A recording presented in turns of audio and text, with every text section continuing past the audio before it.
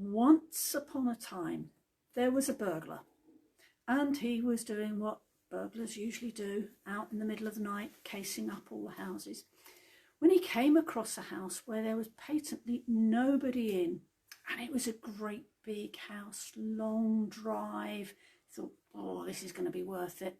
So he hopped over the fence, managed to get in through the kitchen door, and goes into the living room, where he looks around and he sees a laptop, so that goes in his bag. And he's just looking around a bit more, and he hears a voice. Jesus is watching you. And he looks around and he can't see anyone. So he carries on, looks around a bit more. Oh, there's a tablet. You'll have the tablet. So then he goes into the bedroom and he finds a load of jewellery, puts it in his bag. This is good, he thinks. And again he hears the voice. Jesus is watching you. Now he's really getting a little bit worried. But he still can't see anyone. So he carries on. Goes into another room and he finds a camera. Oh, it's a decent one as well. That goes in his bag of swag.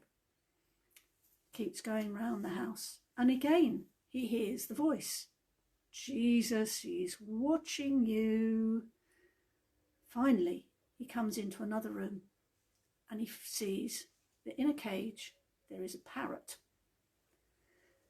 Jesus is watching you, says the parrot. The burglar goes, so is that you trying to scare me? He goes, yes. He goes, yeah. Well, you didn't succeed. He said, so what's your name then, parrot? And the parrot goes, it's Ezekiel. And the burglar goes, what kind of idiots would call their parrot Ezekiel? And the parrot goes, exactly the same ones as call their Doberman dog Jesus. Not getting any better, are they? Sorry. And I hate to tell you there are more to come. Anyway, we haven't got any parrots here.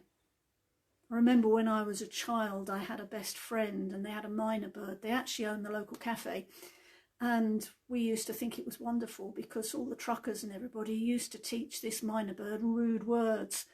And we loved going in and hearing it. Shouldn't have done, I know. But of course, that's not what birds are meant to do. They're not meant to speak. They're not meant to imitate us. And especially if it's saying rude words. What they are meant to do is sing. In fact, I can hear one outside the front window right now. Actually, I can hear that same bird singing all day and all night. Doesn't matter what time of the night it is, that bird will still be singing, which seems bonkers. But the reason why it sings in the middle of the night is because there's a lamppost outside the house. And it sits on the lamppost in the light of the lamp. And it thinks it's day. And it keeps singing. It does what comes naturally to it. It rejoices in the fact that it can sing. And it therefore does. And who of us doesn't like hearing the birds sing? Well, that made me think, what are we meant to be doing now? What are we created to do? Because just like the birds were created to sing, we've all been created to do something. And just because it might feel as though we're going through some dark times at the moment, doesn't mean to say that we should stop doing those things. Many of you will have heard my big bugbear, my big piece of theology, which is that we are created to love and help and support each other, even in the darkest times, especially in the darkest times.